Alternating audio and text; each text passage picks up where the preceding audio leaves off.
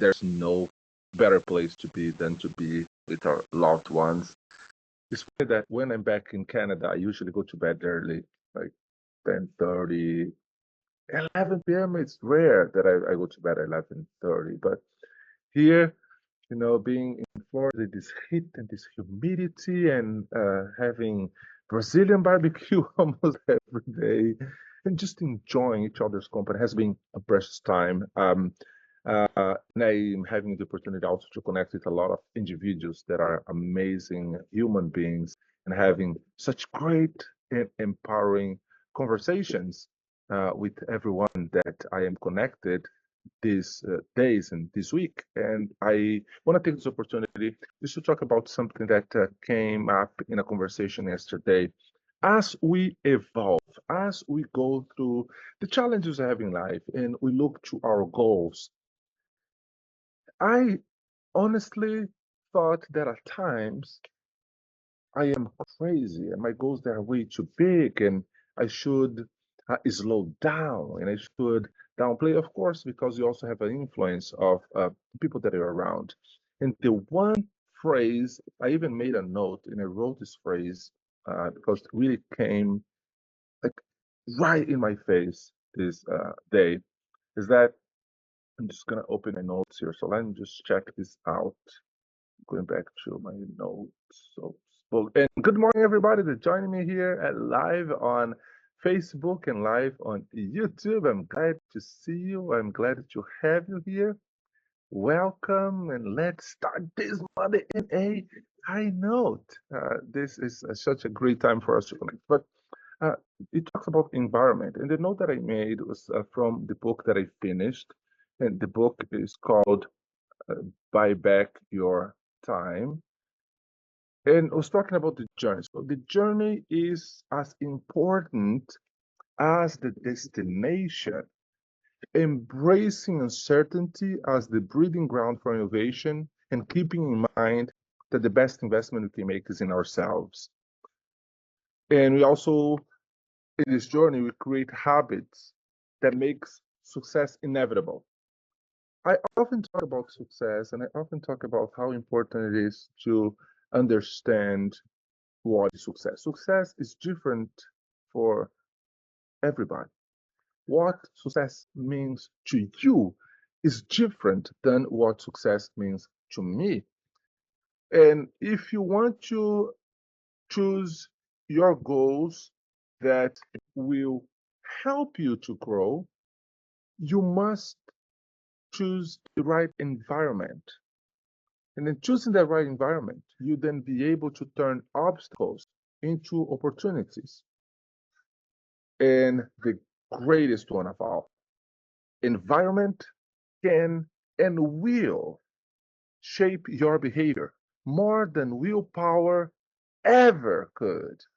To change your life, you must change your environment. Now, of course, with such a comment, and I made a post on Facebook last week about it, and I came through so many different comments. There's one comment, but two comments that stood out for me, or stood out to me. One is that a friend, he said, although it's important to mention that a change from within is crucial. So although the environment will shape who we are, or the environment will have a massive influence in our own behavior and the way that we perceive life, also having the change from within will have an impact, right? Now, I want to talk about that a little bit, and also I have some more people joining. And just give a second here.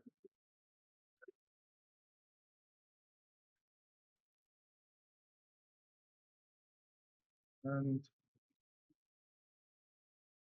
okay, so I'm gonna cut afterwards, and then, so as I upload to YouTube. But the one thing that when I talk about the behavior, and then of course people can perceive this in different ways.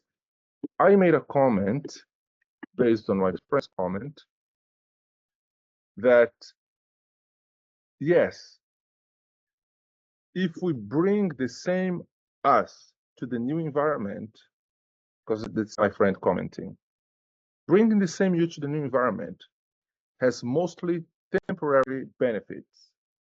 So you have to identify current beliefs and rewrite paradigms to have that recipe complete. Um, Now, I do agree because mindset matters. Yes, mindset matters.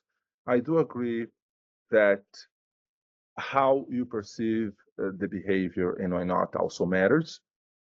So then I responded to that comment, and my perspective was yes, when you are in your journey, right, and you're living life by design, not necessarily. A lot of individuals, they're actually living life by default and not by design. Now, a lot of times, if we don't change the status quo, if we don't allow ourselves to push for growth, and again, growth, it's painful because our brain is wired in such a way to protect us. Our brain do not want us to leave the comfort zone. And why do we have to endure pain? Stay quiet, go back to where you are, and all of that, right? Now, of course, as I'm engaging this conversation with my friend about the behavior or the environment that is shaping our behavior other than willpower, there's one study that was done recently at the University of California. And on that study, they used a few individuals in different environments. And when the individuals that are very low performers, they were put in a group of very high performers just by being close to these individuals, the low performers, they increased their levels of productivity and proactivity. And on the other hand, putting a very proactive individual in a group of low performers, guess what? The performance of the high performing individual also dropped.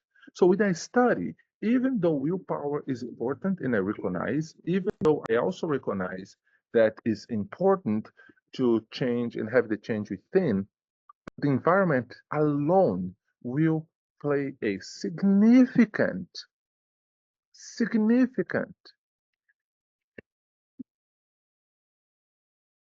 challenging to it is that paradigm where you have to decide. This is actually a difficult paradox because we have to ask ourselves, do we continue moving forward or we reconsider our path? Well, the environment will play a significant part of the process. And then, of course, in my perspective, right, it's like imagine you're an eagle and where the eagle dwells. The eagle dwells on the highest, like on the high of the mountains and the skies. But try to put an eagle with chickens. I even go far. I posted on my Facebook a very interesting video that is on YouTube as well. And this gentleman, he raised a sheep with dogs. And the way that the sheep jumps and moves and run is very much like the dogs, very much so, right? Now, of course, when I make comments like this, I'm not calling people chickens. Because again, for me, even it's easier to observe this phenomenon with loved ones.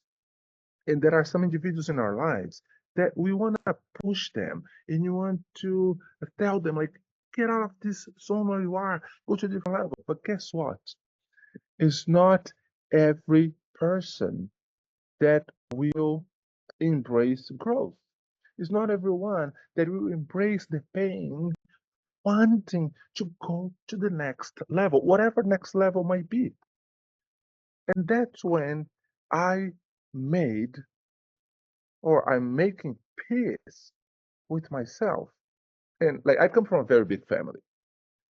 We are six siblings. I'm the oldest of six siblings.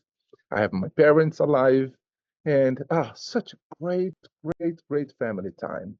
Um, and I have one of my brother's wife, phenomenal lady. I finally had the opportunity to meet her in person, and I am in love with them. Like she is beautiful inside out. She so compassionate, like great human being, and she is a phenomenal singer.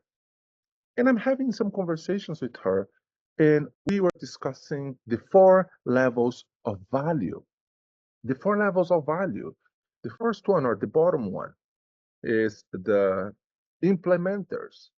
So if you take any career, any job, any activity out there, and you will notice that the people that are actually implementing what needs to be done, they are the ones that they work most hours, and they are the ones getting paid the least.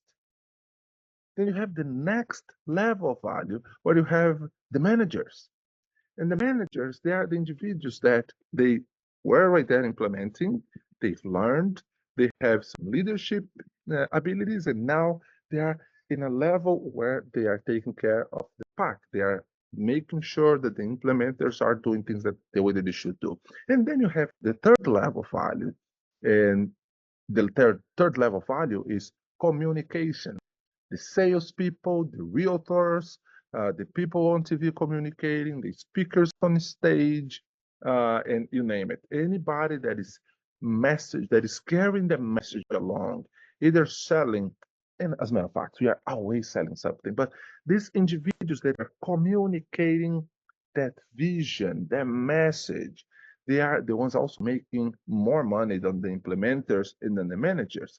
And then you have the fourth level value that are the creators. Those are the individuals dwelling on the imagination realm. Now, of course, I can put a price tag on how much each level can make. This is a conversation for another day. But the fact is, I came to her, and again, she is a professional singer. Oh my goodness, she can sing. She sang My Sister Wedding was the first time that I had the opportunity to watch her singing live. And I was telling my brother, you found the lead of your pen, right? That's very much, that's an expression that we use in Brazil. But it was just beautiful to see someone that is dwelling at her gift with the grace and with the talent and such a beautiful craft that she is able to deliver. And I asked her, in your opinion, at which level of value do you believe you are operating right now? She took some time to think. She's like, Sandro, even though I am a great communicator, but I am operating at the implementers level. I said, okay, now what are the things that you have to do so then you move to the different levels? And comes down to how much value are you willing to deliver? How much value are you considering to offer? Because when you change it, the way that you approach it, and you focus on the value you're giving is a whole different story. So that being said, so using my sister-in-law as an example, and then I was thinking about one of my sisters. One of my sisters, she's the most talented singer, or one of the most talented singers I ever met. She is doing extremely well. She's happily married and she owns a business. And I just had asked her a question. If you embrace your talent and your gift, which in my opinion is singing, and you embrace it in a way that will allow you not only earn your money from the gift and from the talent, but also embrace in a way that will help you to go to the next level. How many changes could you have in your life? Now, from where I'm sitting, and guys, don't get me wrong, give opinion in other people's lives, the easiest thing, right? Because we have the answer for all the other people's problems. But I was just thinking about that because I honestly think that my sister, she In embracing the talent and the gift, she can totally triple her revenue and work a third of the time. Because now with the tools, she has the tools, she has the connections, she has the individuals that will help her to go and operate at her gifting.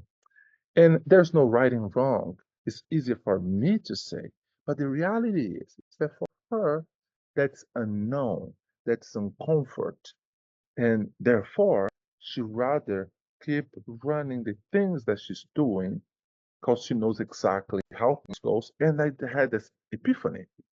A lot of individuals, they rather stay in the comfort zone other than getting themselves uncomfortable because the unknown scares so many people.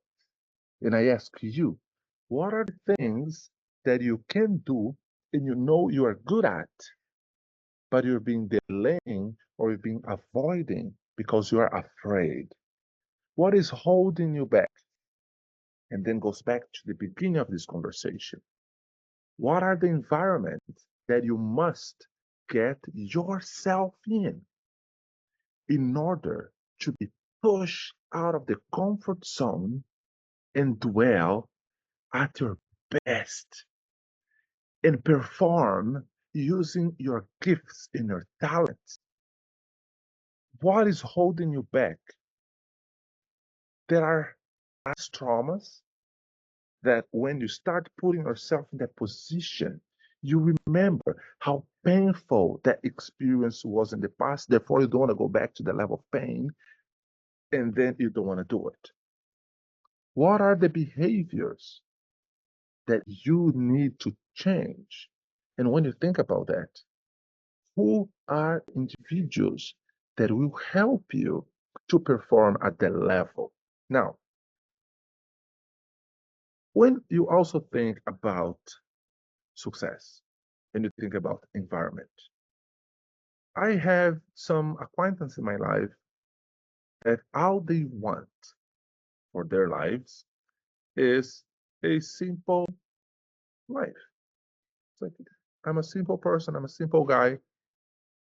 I just want to go to my 9 to 5 job, earn enough money that I can pay my mortgage or pay my rent, buy some groceries.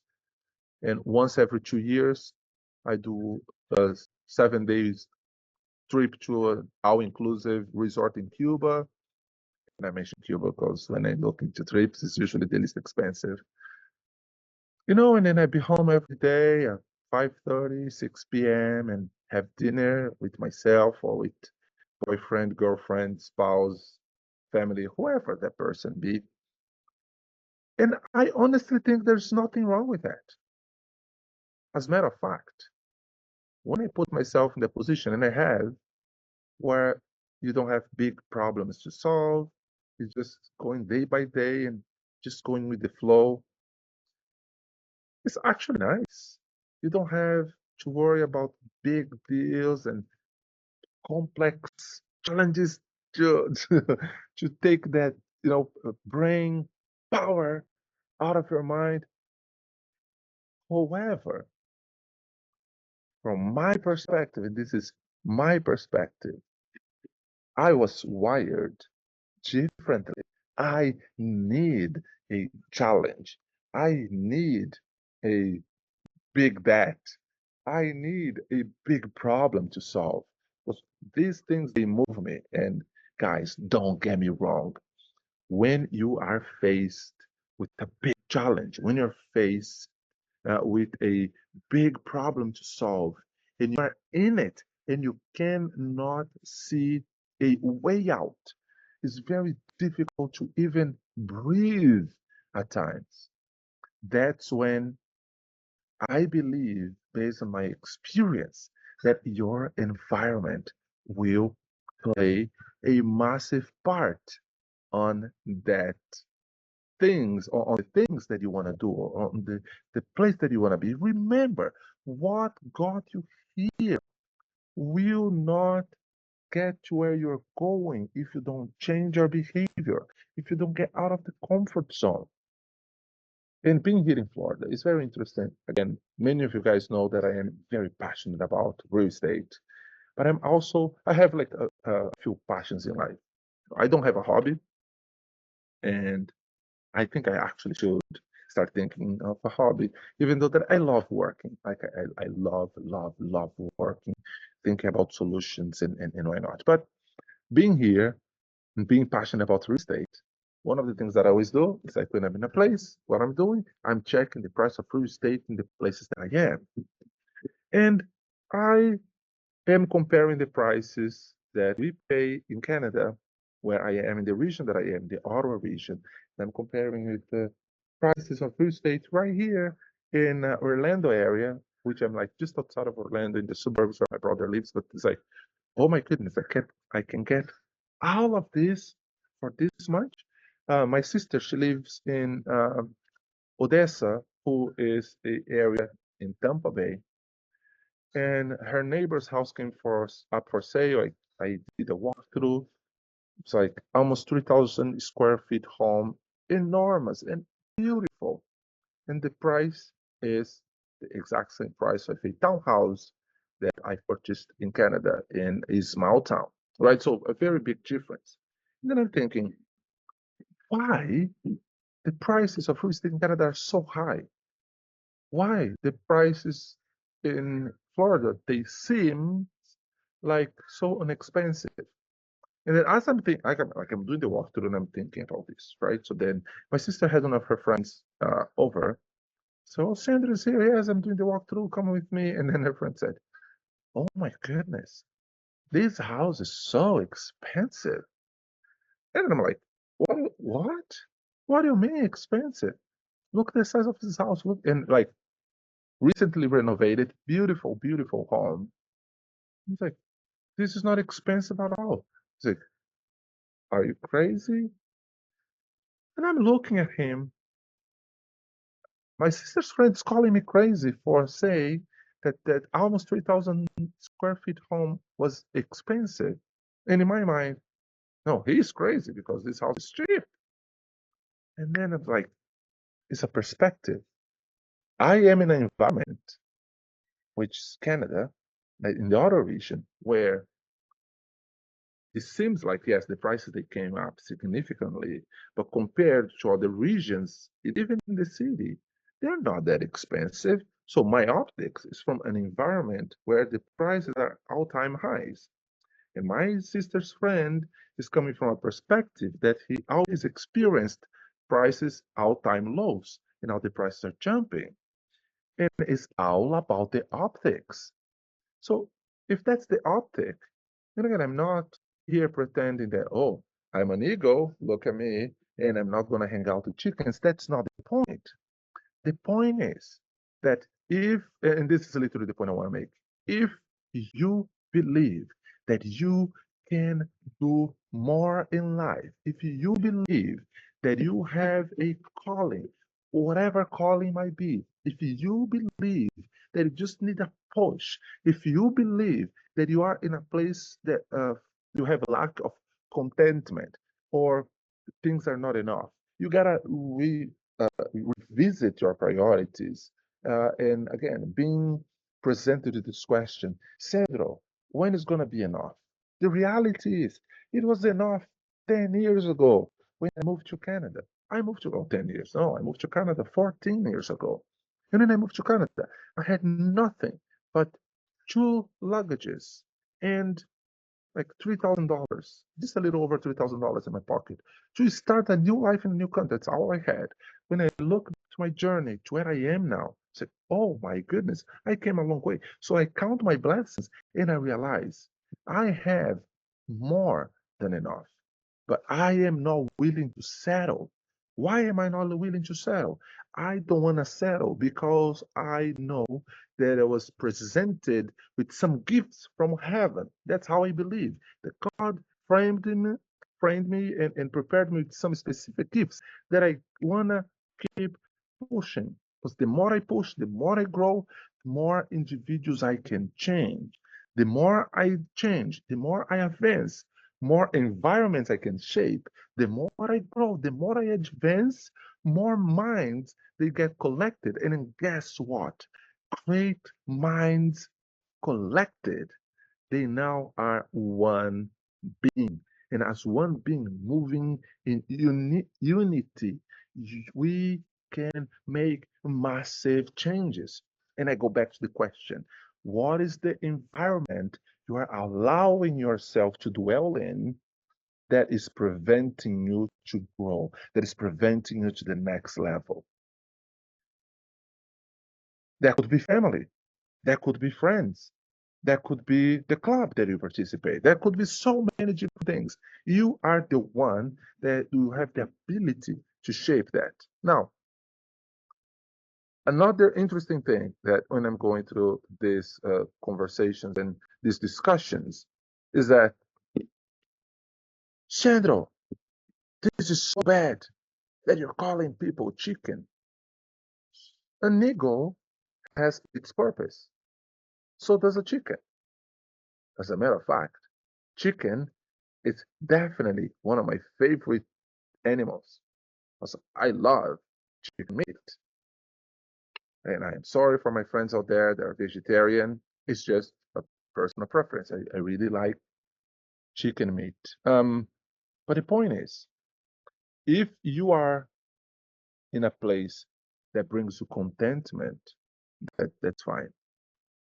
But if you want to be pushed, if you want to be empowered, if you want to like literally see how far you can go. If you want to experience a life that is fulfilling, and I'm not saying, I'm not pretending to say that where you are in life is not fulfilling. People are different. But if you want to go to the next level, you must change your environment, period. Now, interestingly enough, that I was doing exercise yesterday because my brother, he threw a Brazilian barbecue. Oh, it was so good. And they had their friends over, my parents were here, I was here, and we have that like conversation. I'm talking to my parents in Portuguese and with my brother in Portuguese, and then we switch and start speaking English, and I don't even realize anymore. Because in my brain, I can be in a conversation in English and then a conversation in Portuguese, and my brain just switch off like as if it's the same thing. But then, you know, the friend asked me, what what helped you to improve your English so fast? I was like, huh, I don't think you were fast. You were fast though. So you're just saying that you moved to Canada 14 years ago. You didn't speak any English, and that's true. I didn't speak any English, and I spoke a little bit of French. It was like very basic, but I was able to communicate in French because I did my whole immigration through the Quebec side. But the point is, the moment that I immersed myself in the culture, the environment is what propelled me to learn English much faster. So then tell me, will the environment play a very important part in who we are being shaped or groomed as individuals or not? Yes, I know I do have a strong accent. I know. Yes, I think at times that my accent is like, oh man, I have a funny accent. Like, this goes through my mind sometimes. But the point is, when I joined the community to learn about real estate and become a professional real estate investor, that was what propelled me to start doing deals after deals non-stop. Why? Because of the environment. The same when I go to my community and my church community, right? I wish everybody, like I be like, so let me rephrase this. I think that everybody should have faith in something. No matter what that looks like, everybody should have faith in something. If you don't have faith in anything, well, just join a community group just to participate in that environment that will help, because then you have a little bit of that community growth, you get a little bit of the real estate endeavors and groups that I'm connected to, and then the interaction with friends, and the interaction with family, and all of these different environments, they keep shaping who I am. And again, I am in construction. I am still like not in construction. I'm saying I am a being that is in, I'm evolving, right? The older I get, the more I want to evolve. I want the wisdom. I want the direction, right? And that's my prayer, everyday prayer. God give me wisdom, gives me direction and endurance. Because when I am facing, when I'm life is throwing me some lemons, that's another interesting thing. I hear people saying, "Well, if life throw you some lemons, just make a lemonade." It's like I'm done making lemonade.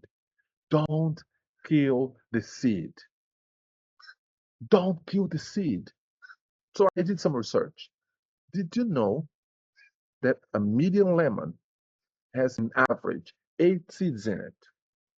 Now, if you plant one seed, that seed will then eventually become a tree, not three, tree. And a lemon tree will produce 120 lemons per season in average. Do the math.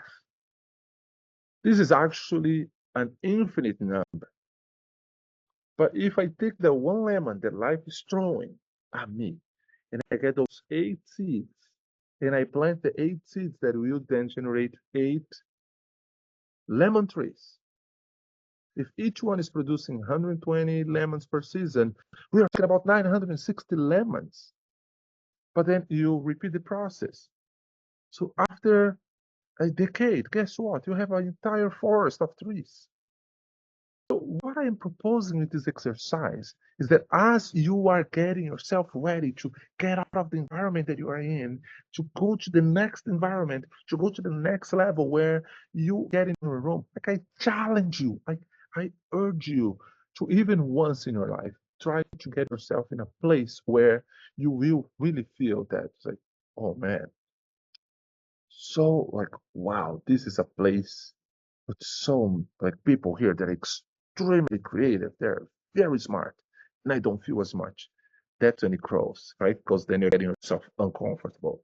No, no, no. I want to go back to the room that I am the most smartest person in the room. No. If you are the smartest person in the rooms you are in, I'm sorry. You're in the wrong room. You are hanging with the wrong crowd. I am sorry to say. This is how I believe. This is how I see. Now, again, going back to the behavior and going back to the environment and pushing yourself for greatness and trying to push yourself to do things in a level that I haven't done before. What is important in life for you? Is the money? Is material possessions? Is a cause that you care for? Is your family? Your kids? Whatever it is. I want to challenge you to make a list today. What are the most important things you have in front of you? And what are the things that you know you must do in order to accomplish these things? And where you want to go? As you're doing the exercise, I've been doing this exercise almost daily.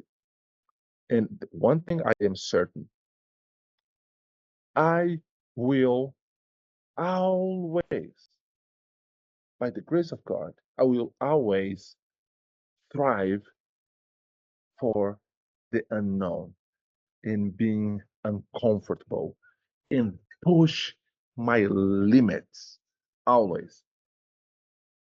My personality type, like I'm very tunnel visioned type of person, which means that when I'm focused in something, I can have the the earth falling apart beside of me. I don't even notice, right? The same time when I'm not focused, it's like this. I'm here with you, and then I hear a bird. Oh, a bird. And then I see like a frog jumping here in the backyard. A little frog.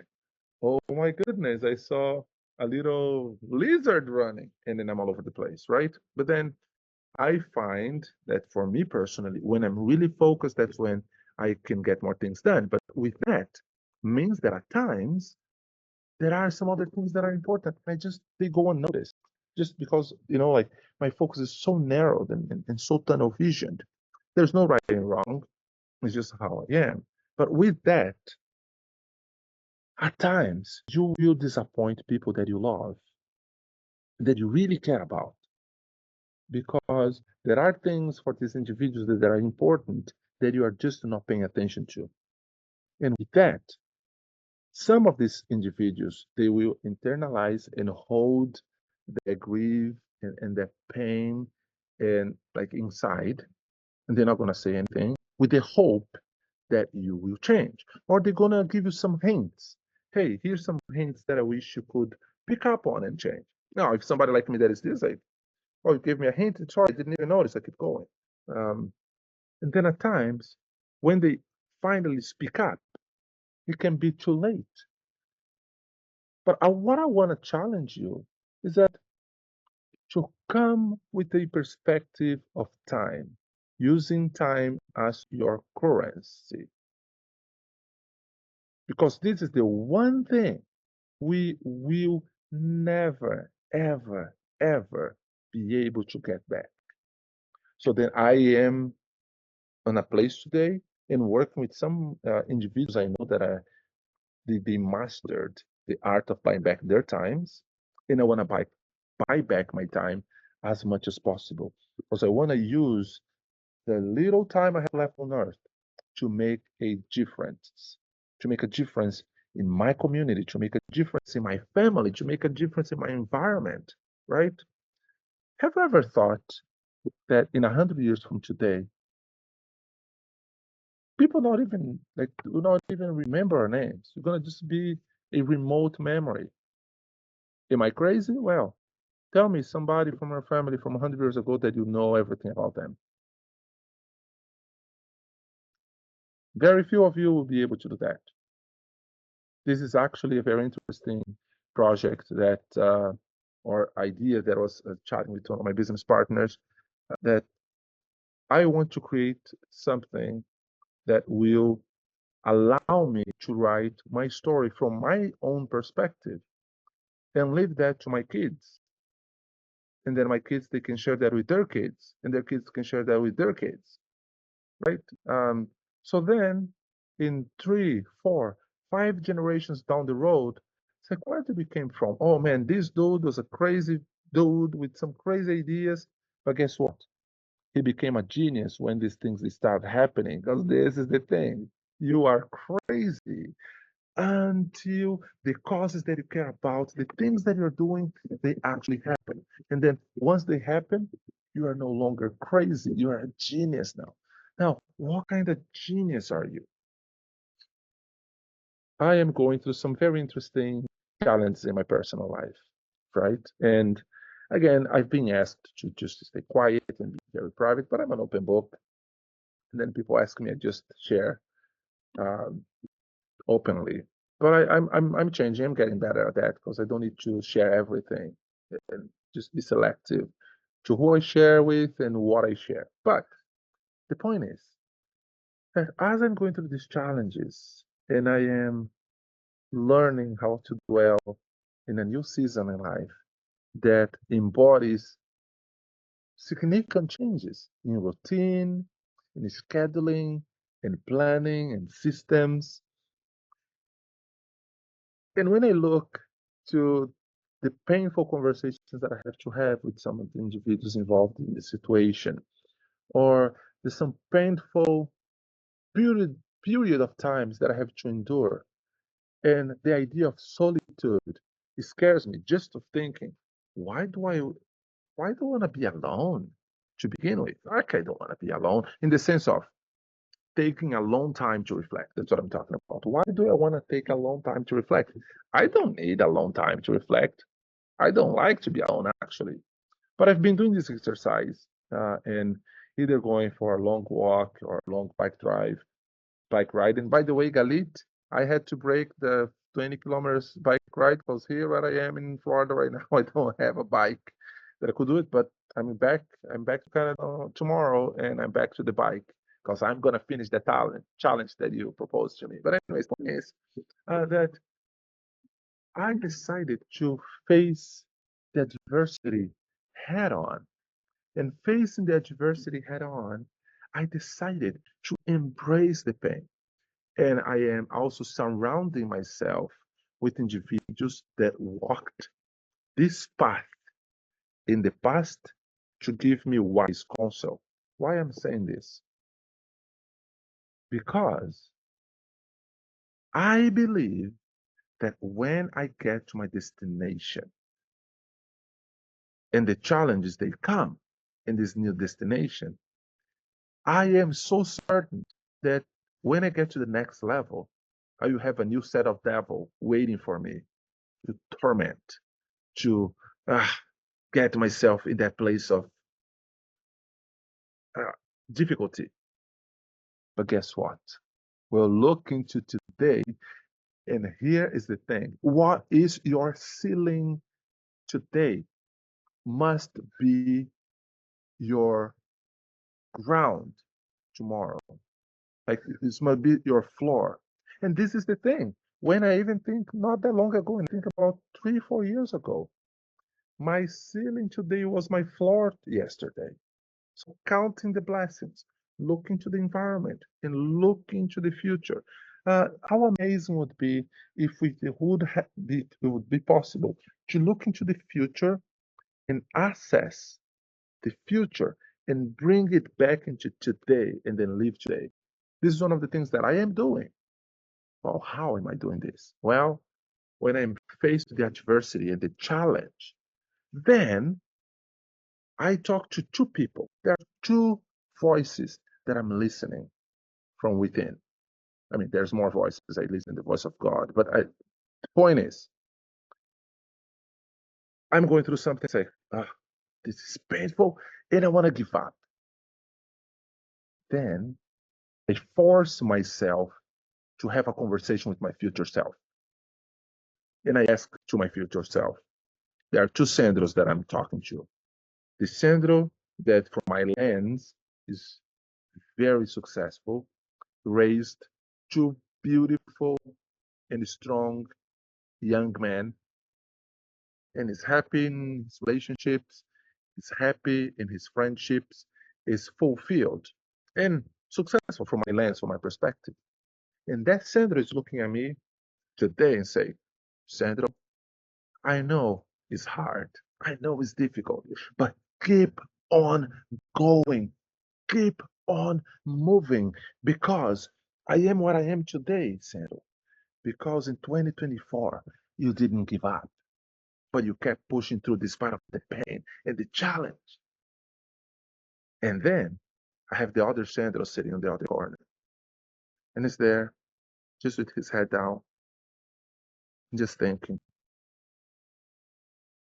yeah, what if this Sandro in 2024 kept going?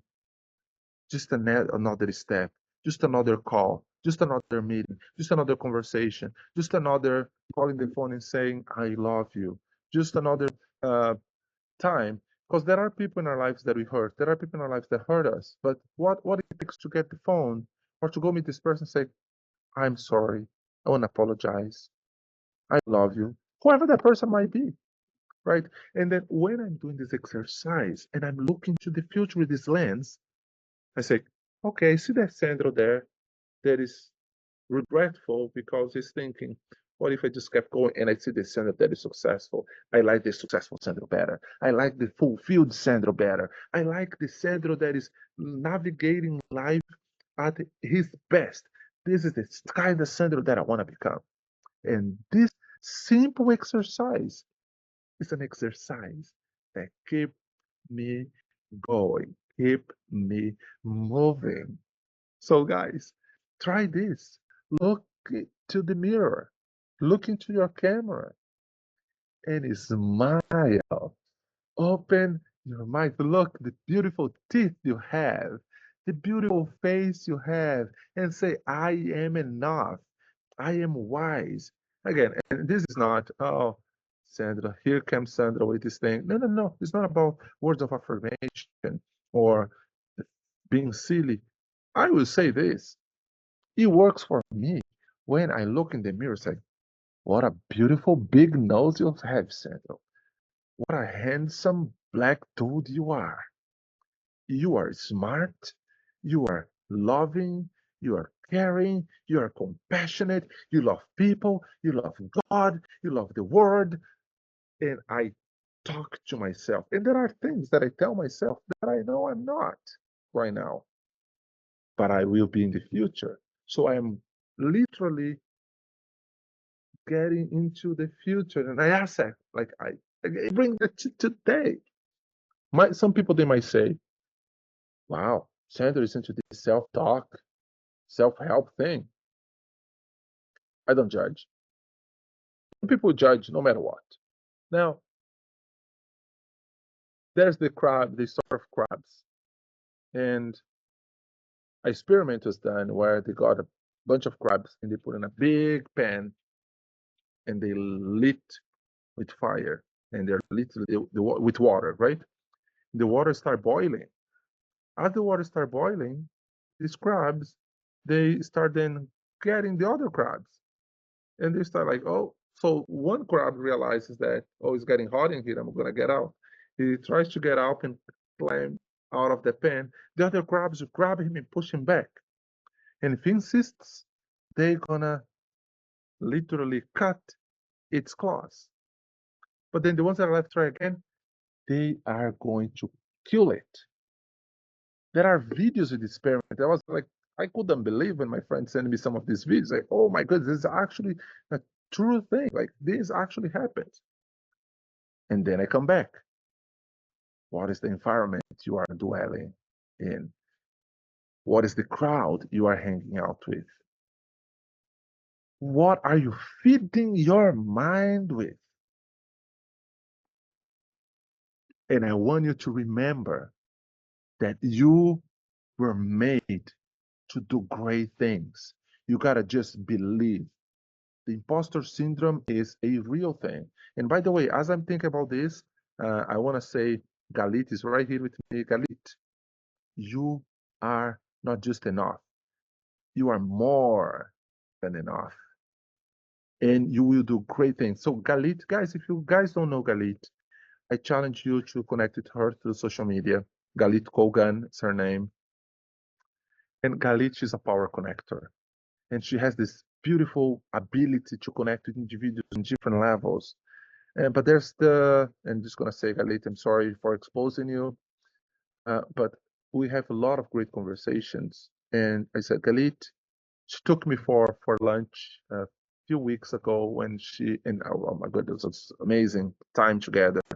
And I was having this conversation with Galit and her husband, Shai, because we set up the conversation where we were bouncing some ideas. And Galit, she came hot on me that day, like with the hammer, like hammering unapologetically. And I loved it because Galici confronted me with some hard truth that I wanted to ignore, right? Because I was trying to avoid the pain. But through that exercise, she challenged me in a way that I'm like, oh my goodness, how I couldn't even see this so bluntly and so clearly. So, and that's the same, because that power, the ability that she had to bring the conversation and the right questions to me to allow me to think outside of the box that I was in. And it's like, oh my goodness, I really need to keep pushing myself here. And this is a lady that has a lot of self talk. And a lot of times she talks herself out of the things like, Galit, iron sharpen iron. So when I see you doing things that are not at the level that you can perform, I'm going to call you out. And please do the same to me or do the same for me. And this is another challenge that I want to just throw out there.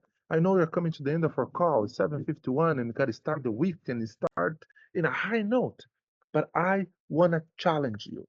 If you need a kick in the behind, There are some individuals I know, including myself, that I would love to have a conversation with you and challenge you with some questions and challenge you with some ideas and challenge you with some affirmations to shake your current environment and your current status quo so you can embrace the pain and grow. Things are not going to happen like that. It takes time.